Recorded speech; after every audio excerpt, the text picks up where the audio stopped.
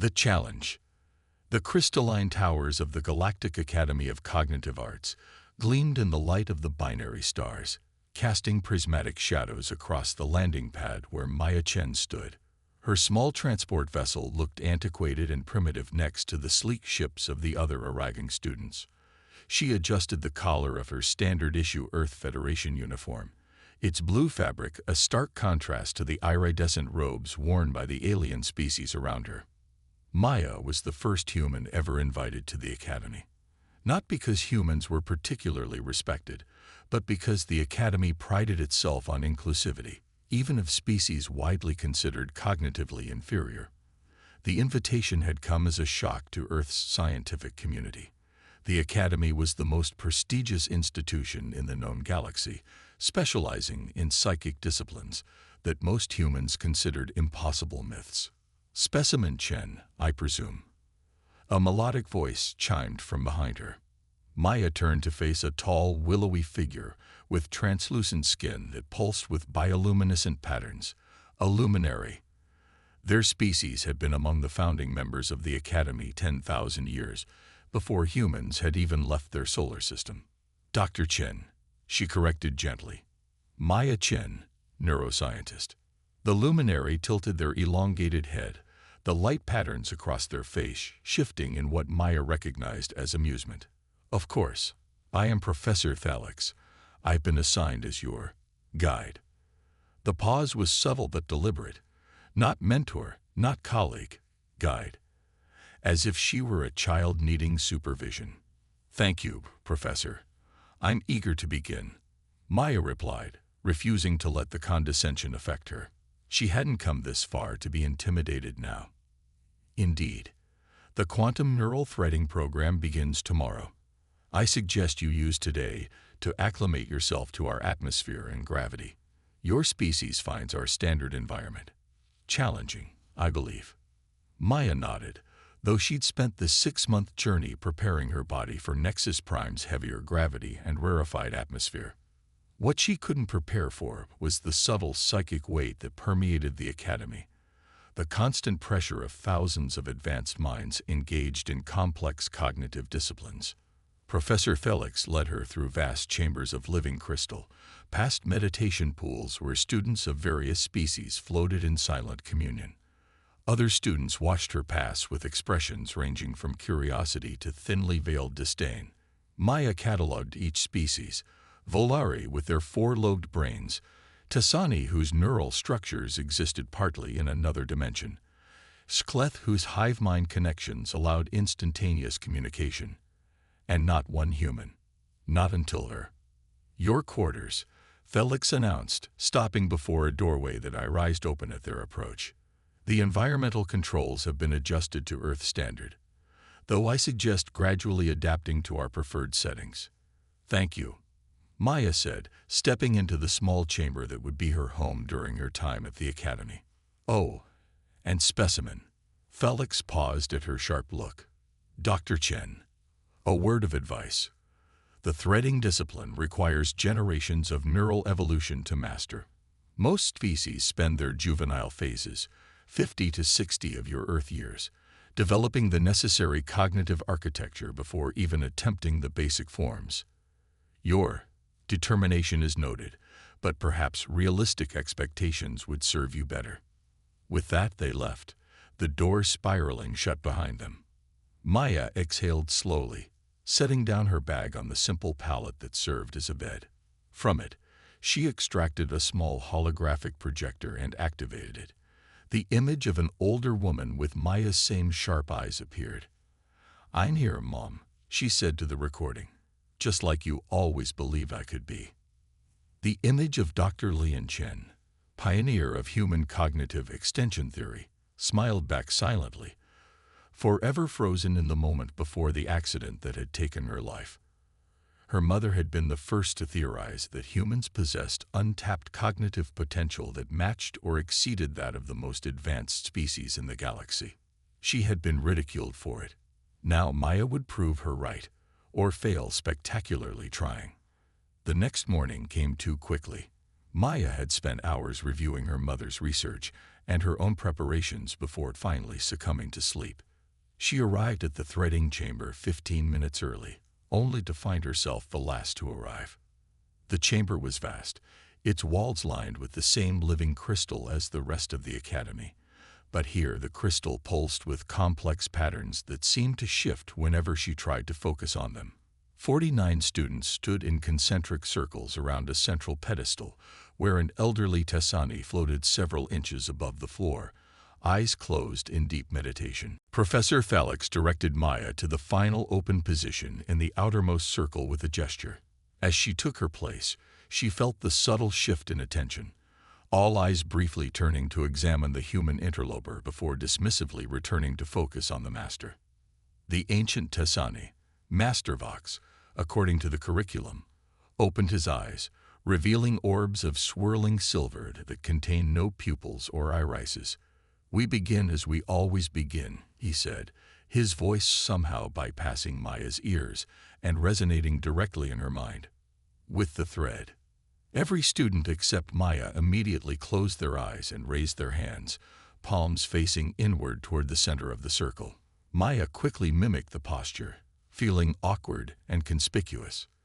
"The thread exists in the space between thoughts," Master Vox continued, "not in the synaptic firing, but in the quantum potential before the firing occurs. Find this space within yourselves." Maya closed her eyes, trying to understand what he meant. How could one observe the state before a thought formed? It seemed paradoxical.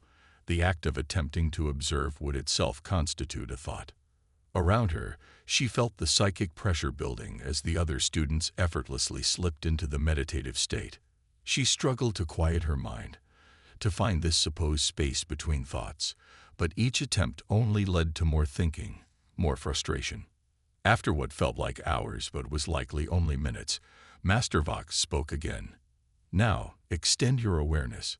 Feel the thread connecting your consciousness to the consciousness beside you." Maya sensed rather than saw the connections forming between the other students, invisible bonds of shared cognition.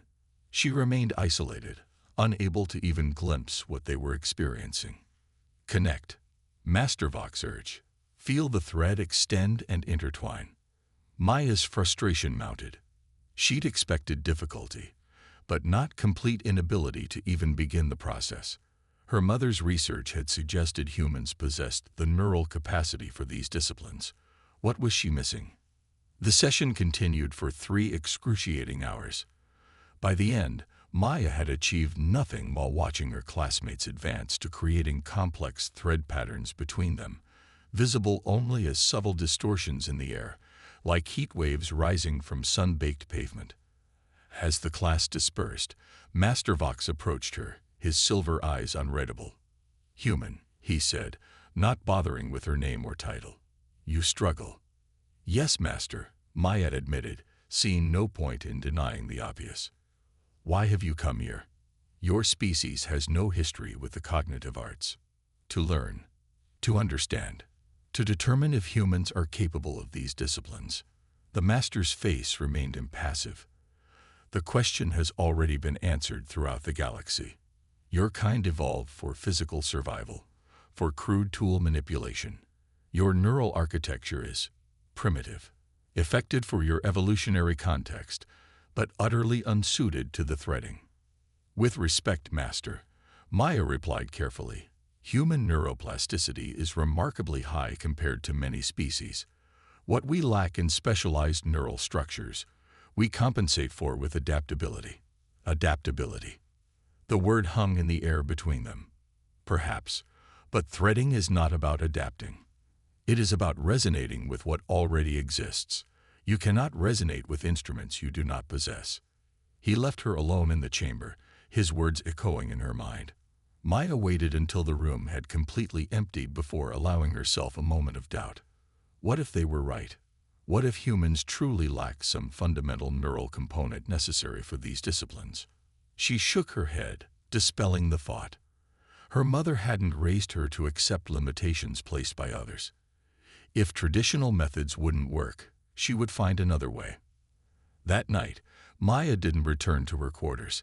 Instead, she made her way to the Academy's vast library, a repository of cognitive knowledge spanning millions of years and thousands of species.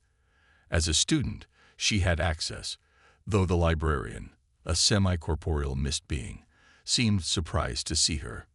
"Human student," it whispered, its voice like rustling pages. "What do you seek?"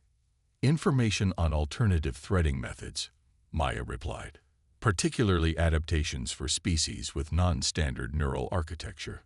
The librarian hovered uncertainly. "Such information is not typically given to beginners." "I'm not a typical beginner," Maya countered. "I'm a certified xenoneuroscientist with 3 doctorates from Earth's Unified Academy. I understand the fundamentals of comparative neural systems." After a moment's hesitation, the librarian led her to a secluded alcove and activated a crystal knowledge matrix. "These are the foundational texts. But I warn you, without mastery of basic threading, advanced adaptations will be meaningless to you." Maya thanked the being and settled in for a long night.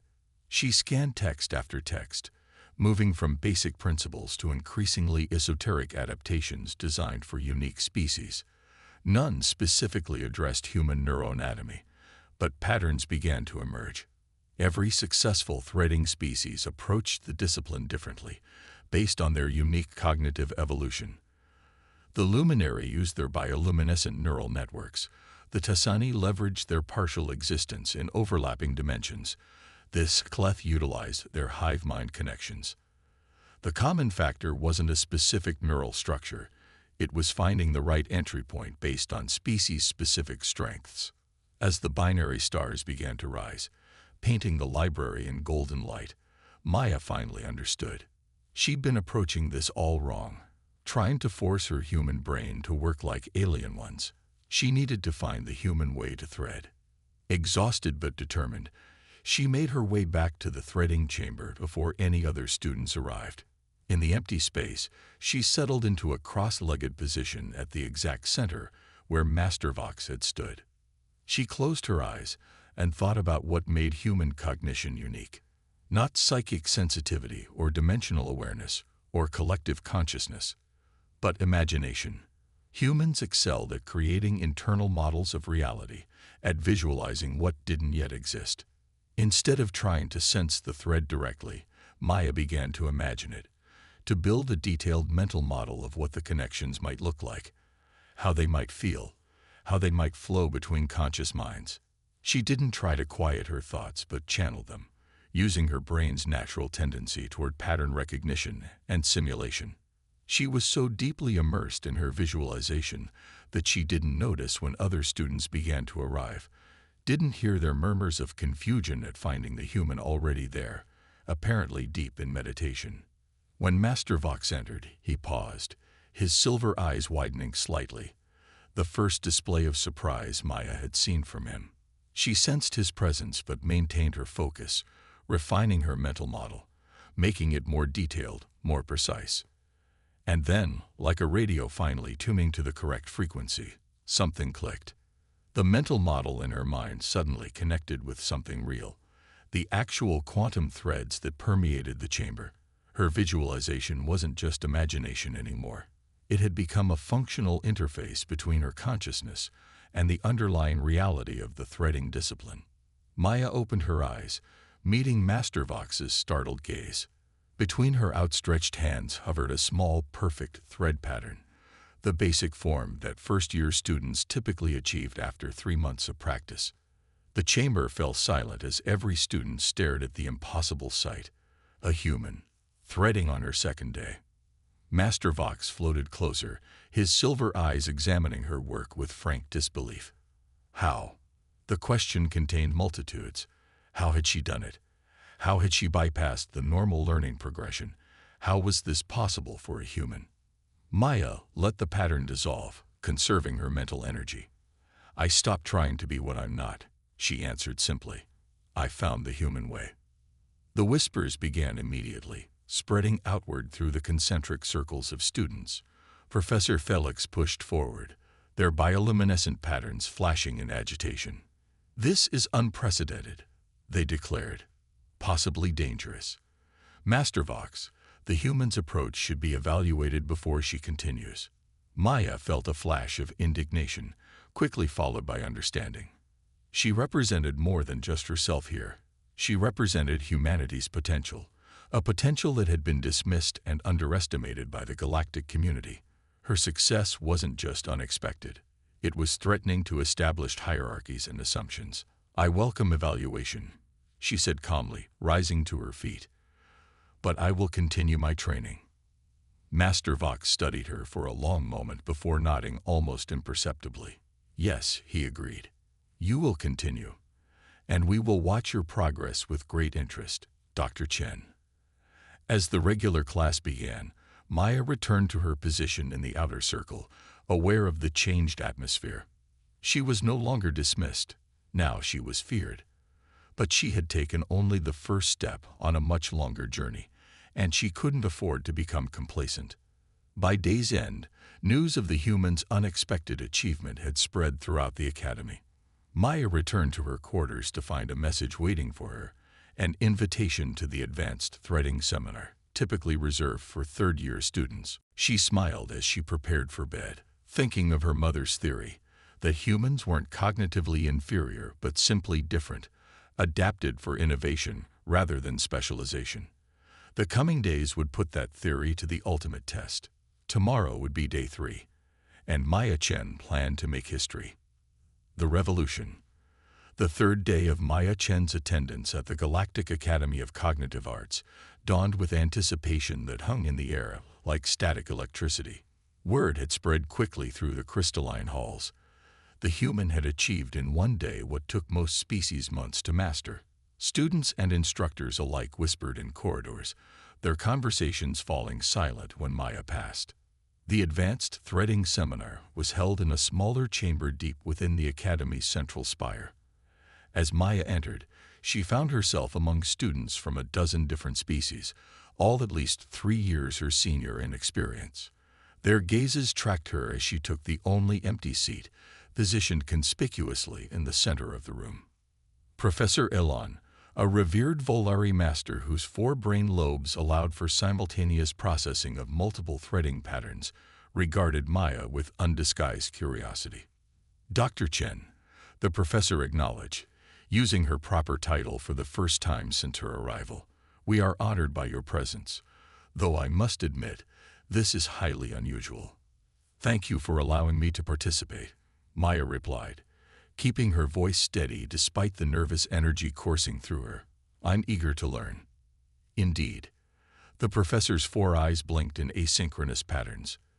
"Today we will be exploring multinodal threading, the creation of simultaneous patterns across disparate points in consciousness, a challenging discipline even for advanced students." Maya detected the subtle emphasis on advanced, a gentle warning that she might be out of her depth. But she had spent half the night in her quarters, refining her mental modeling technique, pushing her visualizations to greater complexity. The session began, and Maya closed her eyes, slipping easily into the state of focused imagination she had discovered the previous day. Around her, she sensed the other students doing the same, though their methods felt different. Their consciousness extending outward through established neural pathways, while hers built internal models that interfaced with the external reality. Professor Elon guided them through the process, describing the technical elements of creating multiple threading nodes and maintaining simultaneous awareness across them. For the alien students, this required activating specialized neural structures evolved specifically for distributed cognition. For Maya, it meant something else entirely. She expanded her mental model, creating not just one interface point but 3 distinct visualizations that corresponded to different aspects of the threading pattern they were attempting to create. The effort was intense, pushing the limits of her concentration. Sweat beaded on her forehead as she maintained the tripartite focus, refusing to let any part of the visualization falter. Then, just as she had experienced the previous day, there was a moment of transition where her visualizations connected with reality. Suddenly, 3 distinct threading nodes appeared around her, shimmering points of quantum connection that pulsed in perfect synchronization. She heard gasps from the other students. Through half-opened eyes, she saw Professor Elon staring at her, with all four eyes widened in shock. "Impossible," someone whispered. "It took me 2 years to create a stable dual node." Maya maintained the pattern, shifting the connections between nodes to demonstrate control. Then, drawing from her understanding of quantum entanglement, a human scientific principle with surprising parallels to threading theory, she attempted something unplanned. She merged the 3 nodes into a single point of vastly increased complexity, creating a pattern that resembled a 3-dimensional Mandelbrot set, infinitely recursive yet perfectly coherent. The room fell absolutely silent. Professor Elon floated forward, all 4 lobes of their brain pulsing visible beneath their translucent cranium. "In 30,000 years of teaching," the Valeri said softly, "I have never witnessed such an approach. Your method is unorthodox, Dr. Chen, yet undeniably effective." Maya released the pattern, feeling the mental strain as a dull headache behind her eyes. "Thank you, Professor. Though I suspect my approach would be difficult to teach to non-humans, just as yours is challenging for me." "Perhaps." The professor tilted their head thoughtfully. "Yet the implications are profound. What other disciplines might humans approach differently? What other impossibilities might you redefine?" Before Maya could respond, the chamber door burst open. Professor Felix entered, accompanied by 3 members of the Academy's High Council, ancient beings whose species Maya couldn't even identify, their forms partially obscured by temporal distortion fields that marked them as thousands of years old. "This session is concluded," announced one council member, their voice resonating at multiple harmonic frequencies simultaneously. "Student Chen will accompany us immediately." The other students were dismissed, filing out with backward glances at Maya, who remained seated until the chamber was empty save for the council members, Professor Felix and Professor Elon. "What is happening?"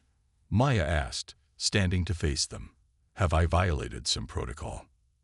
"Not precisely," replied another council member whose crystalline body refracted light in hypnotic patterns. "But your progress has raised concerns about safety and proper developmental sequencing." Professor Elon stepped forward. "High Ones, I must emphasize that Dr. Chen's methods, while unconventional, appear both stable and controlled. There is no evidence of danger." "The method is not our primary concern," said the third council member, whose shadowy form seemed to exist in multiple locations simultaneously. "It is the implications. If humans can master in days what takes other species years or centuries, what does this suggest about the established order of cognitive development throughout the galaxy?" Maya understood then. This wasn't about safety. It was about power, about the hierarchies that had placed humans near the bottom of the cognitive ladder. Her sudden success threatened foundations that had stood unchallenged for millennia. "With respect," she said, careful to keep her voice neutral, "scientific progress often challenges established understanding. Isn't the pursuit of knowledge the Academy's highest purpose?" "Knowledge, yes," confirmed the crystalline council member, "but structured, sequential knowledge. Progress without proper foundation leads to collapse." Professor Felix's bioluminescent patterns flashed in what Maya now recognized as agitation. The human's neural scans showed disturbing anomalies, activity in regions typically dormant in threading practitioners. "We cannot predict the consequences of continued advancement at this pace." Maya felt a chill. They were building a case to end her participation, to shut down a human approach to threading before it could disrupt their carefully ordered system of cognitive disciplines. But she hadn't come this far to be silenced now. "I request a demonstration," she said firmly. "A full evaluation of my method before the entire council. If my approach is found wanting or dangerous, I will accept your judgment." The council members exchanged glances, communicating in ways Maya couldn't perceive. Finally, the harmonic-voiced member spoke. "Granted. The full council will convene in the grand chamber at the setting of the binary stars. You will demonstrate your method and submit to complete neural monitoring. They departed, leaving Maya alone with the two professors. Professor Elon approached her, four eyes blinking with concern. "You understand what you've done?" they asked quietly. No first-year student has ever addressed the High Council, let alone demanded a demonstration. "I didn't demand," Maya corrected. "I requested. And yes, I understand the stakes. Not just for me, but for humanity's place in galactic society." Professor Felix's patterns pulsed rapidly. "You risk much, human. The Council may view your abilities as destabilizing to established cognitive hierarchies." "That," Maya replied with a slight smile, "is exactly what I'm counting on."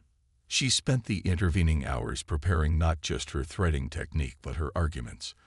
This was no longer simply about proving her own abilities. It was about redefining humanity's potential in the eyes of the galaxy's most advanced species.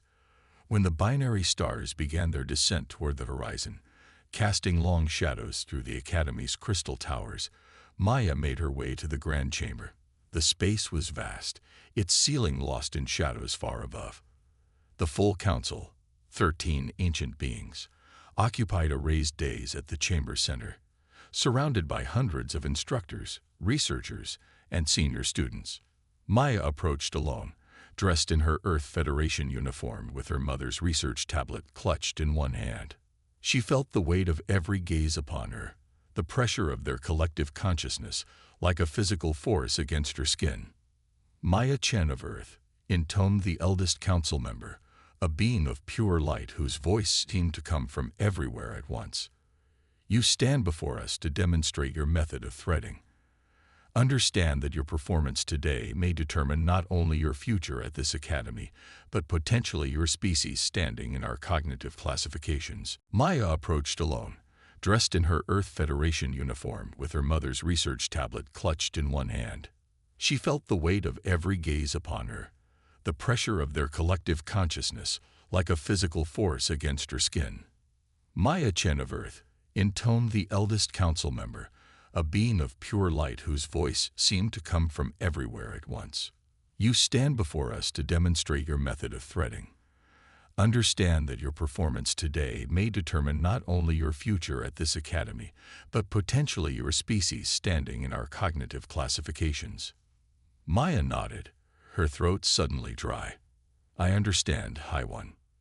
You will be monitored throughout," continued the council member, gesturing to a ring of crystalline sensors that descended from the ceiling to surround her.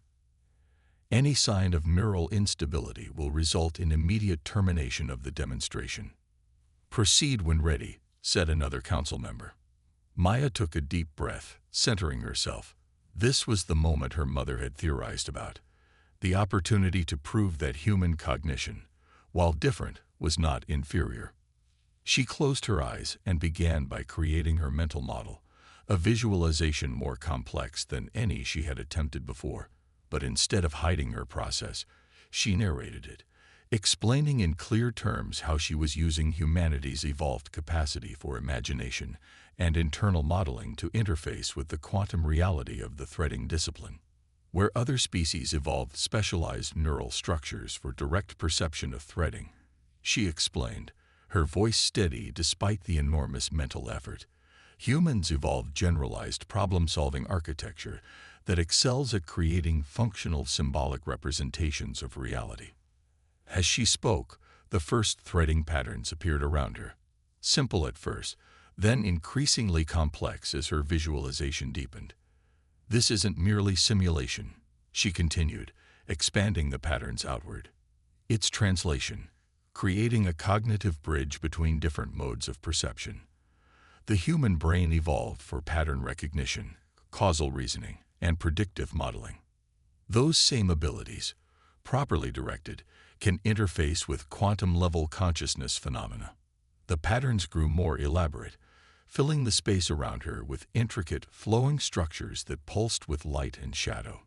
She could feel the collective surprise from the assembled beings, not just at the complexity of her threading, but at the speed with which she manipulated it.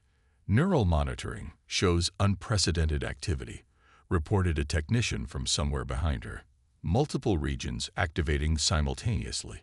some never before associated with threading disciplines. Maya pushed further, drawing on everything she had learned about threading theory from her night in the library. She created patterns within patterns, fractal structures that repeated at multiple scales simultaneously. The effort was tremendous, her head pounding with each new layer of complexity, but she refused to falter. "What you're witnessing," she said, her voice now slightly strained, "is not just a human performing threading. It's the beginning of an entirely new approach, one that doesn't require evolutionary specialization, but instead leverages cognitive flexibility and symbolic reasoning." She paused, gathering her strength for the final demonstration, the one she had theorized but not yet attempted. "And it suggests something profound about consciousness itself," she continued, "that the boundaries between different types of minds are more permeable than we've believed, that adaptation can substitute for evolution, that no species is inherently limited by its neural architecture, only by the frameworks through which it conceptualizes its own potential." With that, Maya executed the most difficult threading pattern in the Academy's catalog, the Tassani manifold, a multidimensional structure typically mastered only after decades of study. But she did it with a human twist, approaching it not through direct manipulation of quantum states, but through a complex series of nested visualizations that mapped perfectly onto the underlying reality. The pattern blossomed around her, a breathtaking structure of light and possibility that extended in directions that seemed to defy the chamber's physical dimensions. Gasps echoed throughout the room, followed by a hush of absolute astonishment. Maya held the pattern for 30 seconds, an eternity of concentrated mental effort, before carefully dissolving it and opening her eyes. The council members sat in stunned silence. Many of the assembled instructors and students were openly displaying signs of shock or disbelief according to their species' various physiologies. 3 days, Maya said into the silence. That's how long it took a human to master what many species require years to achieve. Not because humans are superior, but because we approach problems differently. We were deemed cognitively inferior because we were being measured by standards that failed to recognize our unique strengths. She held up her mother's research tablet. "My mother theorized this 15 Earth years ago. That human cognition represented not a lesser form of intelligence, but a different pathway, one specialized for adaptation rather than fixed abilities. The evidence is before you today." The light-being council member leaned forward. "You propose a revision to our entire framework of cognitive classification." "I do," Maya confirmed. "One that recognizes that different evolutionary paths produce different, but equally valid forms of intelligence. Humans lack the specialized neural structures of many species here, but our adaptability and symbolic reasoning capabilities offer advantages you haven't recognized until now." A murmur ran through the assembly. The council members conferred among themselves in that silent, imperceptible communication Maya couldn't access. Finally, the eldest spoke again. "What you have demonstrated today cannot be dismissed. It will require adjustment to our understanding. But knowledge only advances through such challenges. Therefore," continued another council member, "we propose the establishment of a new research division within the Academy, one focused on adaptive cognitive methodologies, with you, Dr. Chen, as its founding director." Maya blinked in surprise. She had hoped for acceptance, for recognition of human potential, but not this. "Furthermore," said the light being, "we will dispatch representatives to Earth to identify other humans with aptitude for these disciplines. Your species has been incorrectly categorized. This shall be rectified." The announcement sent waves of reaction through the assembled crowd. Surprise, excitement, concern, all mixing together in a palpable atmosphere of change. Maya felt herself trembling slightly, the aftermath of intense mental exertion combining with the emotional impact of the moment. "Thank you," she said simply.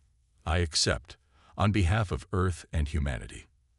As the formal session concluded and the crowd began to disperse, Professor Elon approached her, all 4 eyes blinking in what Maya now recognized as their expression of profound respect. "You have altered the course of galactic cognitive science today," they said quietly. "Few beings in any millennium can claim such an achievement."